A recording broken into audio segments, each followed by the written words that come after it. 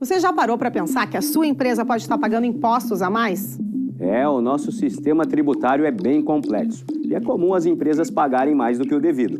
Saiba que é possível recuperar os valores dos últimos 5 anos e reforçar o seu caixa. A Fortus Tax é especialista no assunto e já ajudou muitas empresas nos seus 18 anos de atuação. E o mais importante, você só paga pelo serviço depois que o dinheiro estiver na sua conta. Fortus Tax. Pagar o justo é o nosso forte.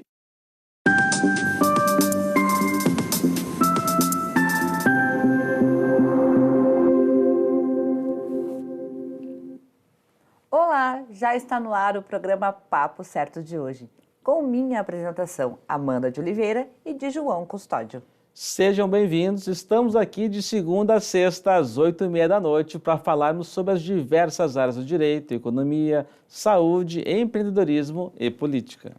E o papo de hoje é de saúde, mitos e verdades do aparelho digestivo e cirurgias bariátricas. Estamos recebendo o Dr. Eduardo Neubart Trindade, cirurgião geral do aparelho digestivo, especialista em cirurgia bariátrica do Hospital de Clínicas, doutor em medicina, ex-presidente do CREMERS e, quem sabe agora, futuro no presidente do CREMERS novamente. Seja muito bem-vindo. Muito obrigado pelo convite, é um prazer e um privilégio estar aqui com vocês para tratar desses assuntos tão importantes e que espero que sejamos bem-sucedidos também nesse pleito, né?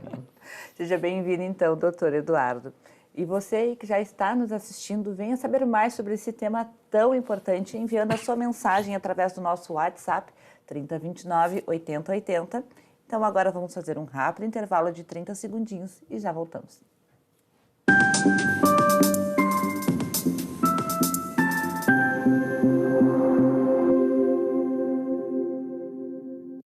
Tá difícil encontrar o profissional certo para a sua empresa? Precisa de alguém detalhista para aquela vaga no financeiro? Quem sabe um criativo para o marketing? Ou ainda, alguém focado em resultados? A Fortus RH utiliza técnicas de seleção e processos estruturados, realizando entrevistas, aplicando provas e testes específicos. Tudo isso para buscar a pessoa certa para a vaga certa. Fortus RH. Conectar pessoas é o nosso forte.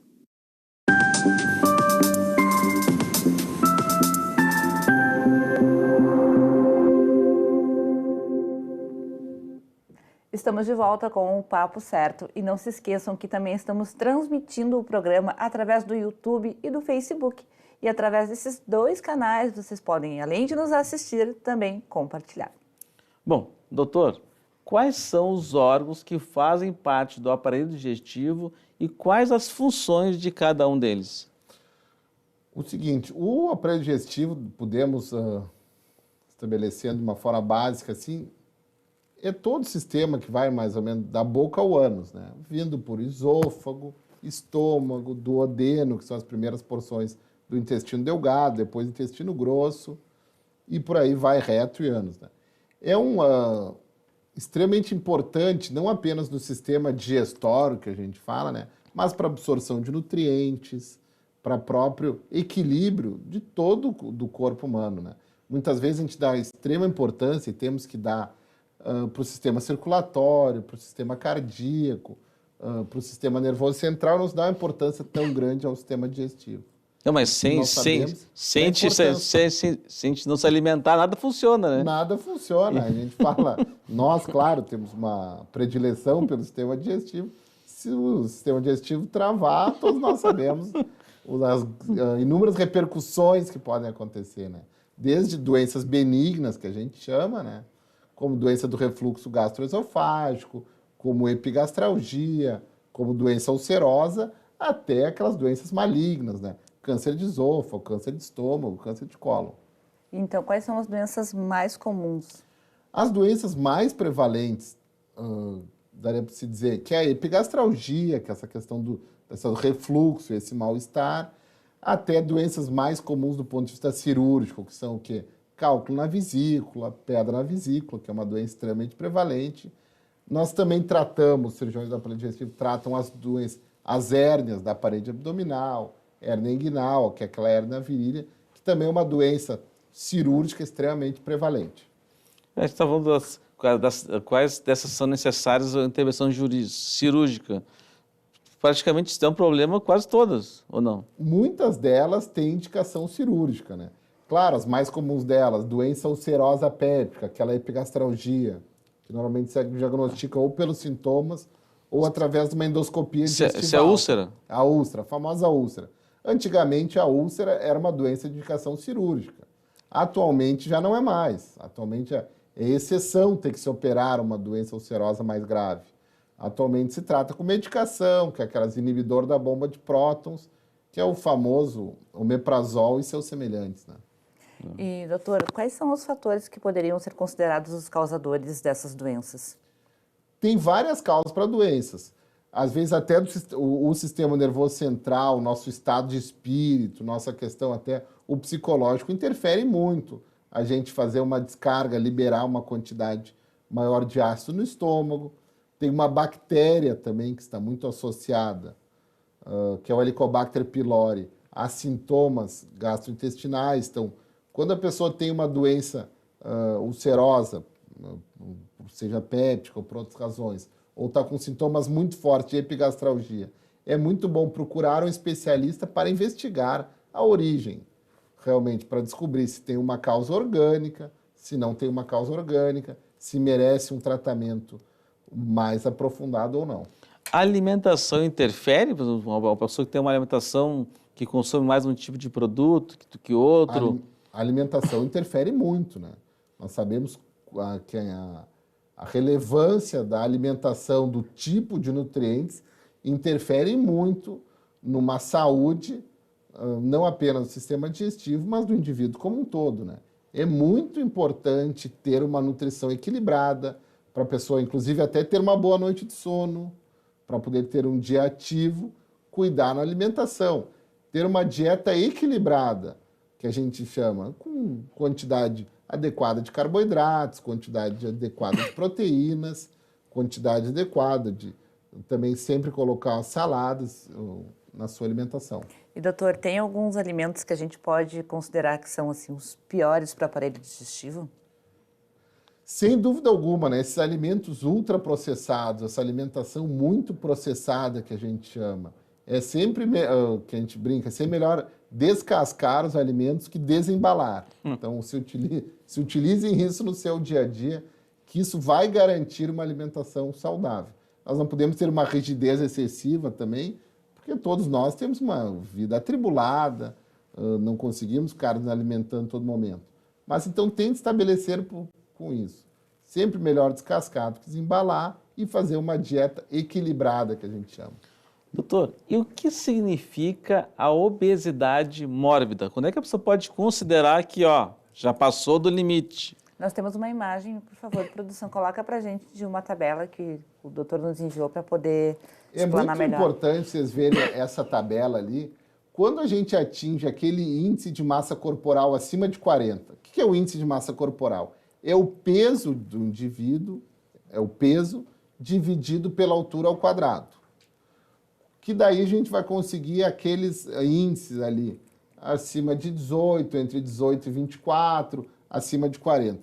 Quando a gente tiver com esse índice de massa corporal acima de 40, ou acima de 35, com a presença de comorbidades, nós temos que ligar um sinal de um alerta vermelho, não é nem um sinal de alerta amarelo. Não é amarelo, já é vermelho. Já né? é um sinal de alerta vermelho. Opa, nós temos que cuidar, porque o risco de ter uma doença associada mais grave, um diabetes tipo 2, uma hipertensão, até um risco, eventualmente, de morte, de a pessoa ter uma redução da sua expectativa de vida, estabelece. Então, por isso que é um termo que se utilizava, essa questão de obesidade mórbida, né? Que o risco desse indivíduo é muito grande. Então, nós temos que procurar alguma terapêutica adequada, nós não podemos deixar esse paciente sem tratamento. E perder aquela ideia, que é quase um mito, do obeso, ultra-obeso saudável. Não, meus exames de laboratório são bons. Isso eu escuto bastante. Eu tô bem, eu tô gordinho, mas meus exames estão todos 100%. Isso é um mito. Já tem vários estudos com larga série de populações, com mais de 100 mil indivíduos, que se viu que isso é um mito, que esse indivíduo sim está sob maior risco de desenvolver doenças graves, doenças circulatórias, doenças no sistema nervoso central, um risco maior de AVC. Então, por isso que é importante tratar. Enquanto mais cedo a gente tratar, aquele indivíduo que se acha saudável, melhor, porque daí ele vai evitar que desenvolva alguma doença no futuro. Não, é fato que naquele momento não está aparecendo nada nos exames, algo está por vir. Excelente colocação, não está aparecendo nos exames. Não quer dizer que não exista a doença. A doença pode estar ali de forma indolente e ainda não surgiu nos exames. Mas vários estudos já demonstram que esse indivíduo está sob maior risco e provavelmente não se conseguiu fazer o diagnóstico, mas que a doença está lá de forma indolente, escondidinha lá e silenciosa está. Com certeza. E, doutora, a gente falando sobre essa questão da obesidade mórbida, quais são os tratamentos indicados, cirurgias? Quando o indivíduo atinge esses índices de massa corporal, como eu coloquei ali, acima de 35, com a presença de alguma comorbidade. O que é comorbidade? Uma doença associada. Pressão alta. Pressão alta, que eu já falei, o diabetes, a doença do refluxo, é muito comum os ortopedistas, traumatologistas encaminhar, o paciente tem um problema grave no joelho, só que está com esse índice de massa corporal elevado. Então, muitas vezes é mais importante primeiro resolver o problema do peso para depois operar até o joelho. Porque se operar, pode voltar de novo. E pode não resolver o problema por completo. Então, isso é muito importante, essa avaliação, e quando a cirurgia está muito bem indicada. Para esses pacientes que chegam a esses patamares mais elevados de massa corporal, o melhor tratamento atualmente é a cirurgia bariátrica, que daí compõe uma série de procedimentos. Atualmente, o Conselho Federal de Medicina reconhece, e são as mais populares, são basicamente 2 tipos. Fazendo de uma forma bem básica e bem didática, né? São 2 tipos. Uma cirurgia que a gente chama de sleeve, que é uma manga gástrica. Deixa eu pedir para o pessoal, temos a imagem da sleeve, gente. É a terceira imagem, por favor. Sleeve e bypass gástrico.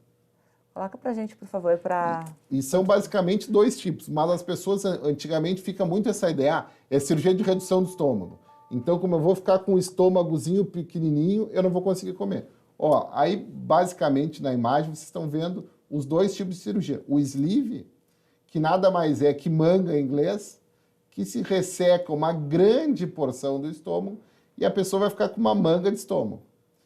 Só que muita gente vai ficar pensando, não, eu não vou conseguir comer, vou ficar sempre nauseado. Não, o mecanismo da cirurgia não é puramente restritivo porque vai comer pouco. É sim porque eu tirando aquela grande porção do estômago lá, vocês vão perceber que o indivíduo vai ter uma série de marcadores, inclusive para o sistema nervoso central, para dar a sensação de saciedade precoce, vai alterar a questão do esvaziamento gástrico. Então, uma cirurgia que tem excelentes resultados. E a cirurgia ao lado ali que vocês estavam vendo, que é o famoso bypass, que é a cirurgia que se faz uma redução do estômago e também se faz um desvio intestinal. Essa segunda cirurgia não se tira nada de dentro do corpo humano. O indivíduo fica tudo lá dentro. Só que se reduz o tamanho do estômago e se faz um desvio no intestino. E como se faz essa redução? Se faz a redução através de grampeadores, né? Normalmente a cirurgia pode ser feita ou por via aberta, que a gente chama, que é aquela método tradicional, laparotômica com corte, ou que é mais comumente usado, ou por cirurgia videolaparoscópica, ou por cirurgia por robô, inclusive. Mas o mais comum é fazer por videolaparoscopia, que se usa que a gente chama grampeadores, né? São equipamentos médicos, que já existem há muitos anos, que grampeiam e cortam o intestino e o estômago. E daí fica bem aquele estômago fechado. Doutor, às vezes a gente vê assim, talvez algumas pessoas que estão com algum sobrepeso já querem fazer uma bariátrica. Como é que o senhor trata essas situações, né? Que aparece a pessoa lá que não está, talvez, na hora certa ainda? Claro, muita gente busca, infelizmente, a cirurgia bariátrica quase como se fosse uma cirurgia estética, né? As pessoas estão um pouco acima do peso, já querem emagrecer, querem caber numa roupa, querem um objetivo estético. Daí tem que se conversar com essas pessoas, também não se pode colocá-las um risco. O risco da cirurgia tem que ser muito menor que o risco que essa pessoa tem por estar com aquele peso elevado. Se é um sobrepeso não tão elevado, não se compensa estabelecer um procedimento cirúrgico. Então, se conversa com o paciente, tem-se opções terapêuticas com medicamentos, tem medicamentos novos que ajudam também na perda de peso. Então, tem que ser analisado caso a caso. De forma individual, o paciente procurar o seu médico, conversar com o seu médico e ver a melhor opção. Doutor, falamos sobre algumas opções. E em relação à banda gástrica, como funciona para colocá-la? A banda gástrica era um procedimento que era mais utilizado no início do ano 2000 ali. É um procedimento que se colocava como se fosse uma espécie de um anel em volta do estômago. Inclusive, tinha algumas bandas gástricas que faziam um anel, que eram procedimentos ajustáveis. Só que o que se viu em relação à banda gástrica? Que a longo prazo ela tinha maus resultados. Então, está praticamente abandonada a utilização da banda gástrica atualmente. Aí é bem parecido, então, em relação ao balão gástrico. É muito semelhante, tem os resultados semelhantes em relação à perda de peso, só que a vantagem do balão intragástrico é um procedimento que é realizado por endoscopia.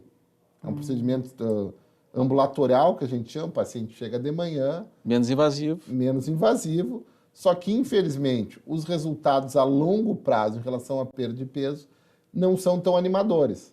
Muitos pacientes colocam o balão gástrico, perdem peso durante 2 a 3 meses, chegam lá quando vão tirar o balão 6 meses depois, tiveram reganho completo de peso.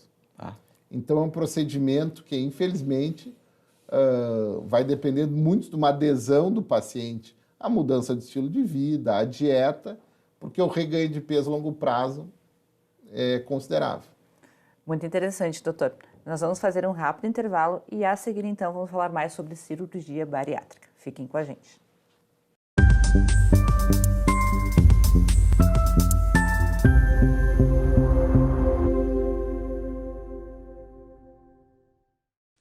Em tempos de juros altos, margens reduzidas e incertezas, rever estratégias é fundamental para manter o seu negócio competitivo. Esse cenário exige planejamento e organização financeira. Nessas horas, qualquer ajuda é bem-vinda, mas a ajuda de um especialista é necessária.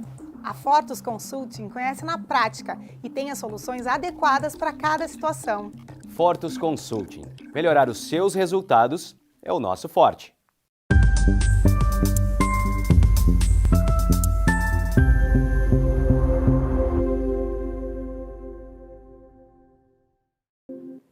Voltamos e também estamos transmitindo o Papo Certo através da rede Litoral de televisão, através do canal 6 da NET Claro Litoral e também através do canal 521 da NET Claro e 513 da Vivo. Doutor, a partir de qual idade pode ser realizada a cirurgia bariátrica? O estabelecido pela portaria do Ministério da Saúde, o mais indicado, assim, de uma forma mais liberal, podendo ser entre os 18 e 65 anos de idade. Só que nós já temos estabelecido, em alguns casos, realmente ampliando essa indicação por idade. Às vezes, pacientes com 15 anos, com uma obesidade muito severa, que eu diria severíssima, depois que passou por uma avaliação com endocrinologista pediátrico, já tentou vários mecanismos. É importante até, nessas cidades, não deixar de oferecer a cirurgia bariátrica, mesmo eventualmente com o paciente com 15 anos. Se está algo demais, que a gente chama com uma obesidade severíssima, que a gente chama. Passou dos 40 lá. Passou dos 40, tem outros até. Porque o índice de massa corporal é um sistema que a gente vai ver é falho de muitos, né? Pegar o peso dividido pela altura ao quadrado. Só que ele é o melhor que nós temos atualmente. Ele até veio mais da área até de vocês. Ele veio de uma questão atuarial. Porque nos Estados Unidos, lá na década de 70, eles pegaram os índices de massa corporal de várias pessoas e viram quantos precisavam internar, quantos eventualmente morriam. E daí a Organização Mundial da Saúde pegou esse índice, que é um índice fácil de mensurar, só que ele tem falhas. Se a gente for pegar um halterofilista, de repente vai ter um alto índice de massa corporal, mas o índice de gordura baixo. Por isso que é importante avaliar caso a caso. Então, respondendo a pergunta de vocês, o mais comum é indicar entre os 18 e 65 anos. Só que, eventualmente, a gente tem paciente com 70, 71 anos e estamos indicando a cirurgia. Está aumentando a expectativa de vida da população, então nós não podemos deixar de oferecer. O camarada fechou 67 anos. Não, tu não pode mais, então deixa. Doutor, o paciente chegou no seu consultório e foi diagnosticado que ele precisa fazer a cirurgia. Quais são os cuidados, então? Que ele preencheu o critério. Qual é os cuidados? Atualmente, nós precisamos, como preconizado pela Agência Nacional de Saúde Suplementar, que daí para quem tem convênios, ou para quem é do Sistema Único de Saúde, tem que passar por uma avaliação que a gente chama multidisciplinar. O que é avaliação multidisciplinar? Tem que passar por uma avaliação de saúde mental, com psicólogo ou psiquiatra, tem que passar por uma avaliação com endocrinologista, com a nutricionista e com um clínico geral ou um cardiologista para a questão do risco cirúrgico. Isso é o básico. Claro que, eventualmente, podemos lançar a mão. Mas essas 4 avaliações são as preconizadas atualmente. Avaliação de saúde mental, avaliação endocrinológica, avaliação nutricional e avaliação do risco cirúrgico. Essas são as 4. Além disso, basicamente, o que nós precisamos? Nós precisamos fazer exames de sangue para ver como é que está esse paciente, ver como é que está o colesterol, ver como é que está a questão da glicose, da glicemia, por questão de diabetes, e também uma ecografia abdominal total. Esse, basicamente, é os exames. Claro, isso eu estou falando de uma forma didática. Eventualmente, alguns pacientes a gente tem que lançar a mão de outros exames. Sim, depende O paciente é cardiopata grave, teve há um mês atrás um infarto agudo do miocárdio, teve um infarto. Olha, tem que fazer uma análise, às vezes, mais aprofundada dessa questão. Mas, basicamente, é isso. Avaliação com equipe multidisciplinar, exames de laboratório e exames de imagem. Eu quero pedir uma imagem para a Júlia agora. Júlia, coloca para a gente a segunda imagem, por favor. Porque eu quero pedir para o doutor comentar que cirurgia é essa. Nós não temos ali a nomenclatura dela. Bom, enquanto... Bom, Essa aí. Essa aí, pessoal, excelente imagem até, que vocês veem aí. Essa é a cirurgia que é comumente chamada de bypass gástrico. Vocês podem ver pela imagem, se faz uma redução de estômago, se reduz o tamanho da estômago onde passa o alimento e se faz um desvio intestinal. Não se tira nada do corpo humano. As secreções que a gente chama biliopancreáticas produzidas pelo fígado continuam participando do trato digestivo, só que naquela primeira porção daquele órgão ali, chamado intestino delgado, não passa comida. Secreções estão sendo produzidas e nessa porção que absorve muitos nutrientes, que fazem o indivíduo engordar, não passa comida. Então ela tem uma redução do estômago e um desvio intestinal. Bom, automaticamente, como a pessoa não passa comida, ela não consegue comer mesmo. Ela, além de não conseguir comer, tem a questão de ela não absorver o que ela come naquela primeira porção do intestino. Interessante. Doutor Eduardo, a gente vê muitos casos de sucesso que pessoas que fizeram bariátrica e conseguiram emagrecer e tiveram uma vida saudável ali para diante. Mas a gente também vê alguns casos, acho que não é a minoria, em que a pessoa volta a engordar novamente. Tem 2 análises que tem que ser feitas aí. Primeira coisa, desculpa eu falar isso mais agora na metade final do programa. Nem se convenciona mais chamar de cirurgia bariátrica. Está se indicando até, tanto nos Estados Unidos, já está mais com essa tendência, na Europa também, e no Brasil, chamar de cirurgia metabólica. O objetivo não era a questão pura e simples da perda de peso, e sim ter o benefício metabólico da cirurgia. Melhorar os índices glicêmicos, melhorar os índices de pressão. Porque o que ocorre realmente, João? Alguns pacientes têm reganho de peso. Mas o benefício metabólico da cirurgia está ali estabelecido. Às vezes até o indivíduo tem um reganho de peso, tem alguns resultados, alguns pacientes que apresentam maus resultados, só que o benefício metabólico já está estabelecido. Então, por isso que é bem importante que os pacientes não considerem a cirurgia bariátrica como uma solução milagrosa. Eu vou continuar com o meu estilo de vida completamente desregrado, tomando lá minha cerveja todos os dias, comendo grande quantidade de carboidratos e achando que não vai reengordar. Só que o bom dessas cirurgias, por isso que eu falei, ela causa tantas alterações metabólicas que a maioria dos pacientes tem uma sensação de saciedade mais precoce. Então não vai ter uma mudança até do próprio ponto de vista mental que a gente vai alterar. Mas, infelizmente, alguns resultados vão apresentar reengorda ao longo de 2 a 5 anos.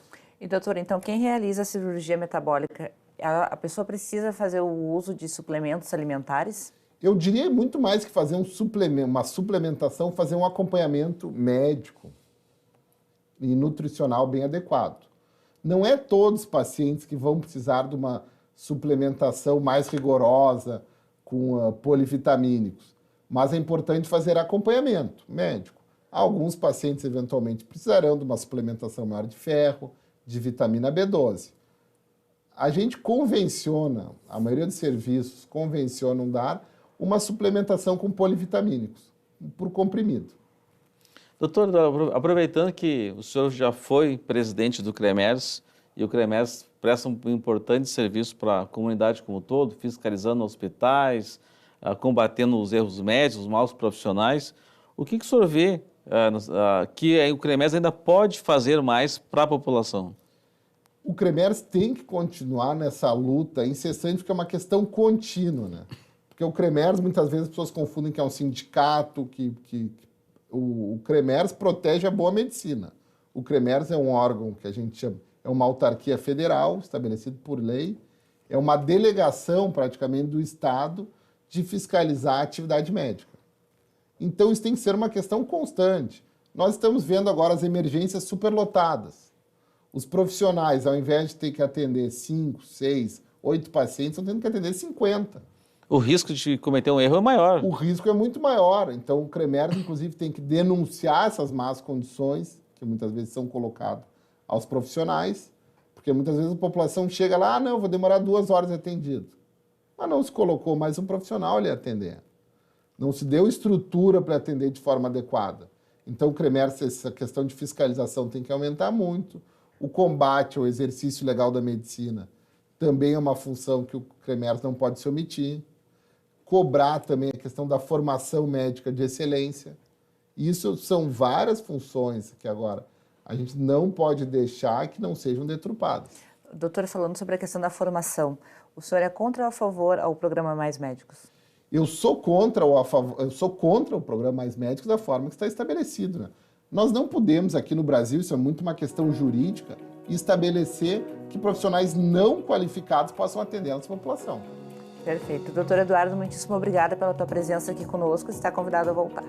Eu que agradeço o convite, estarei sempre à disposição. Então agradecemos a audiência, né? Convido quem perdeu a assistir o programa também nas redes sociais e daí amanhã também às 7h30 da manhã também estamos aqui novamente. Então, pessoal, amanhã às 20h30 estamos de volta com o Papo Certo e vamos receber a Cristiane Olson para falar sobre o papo imobiliário. Estaremos aqui com o programa inédito e esperamos vocês.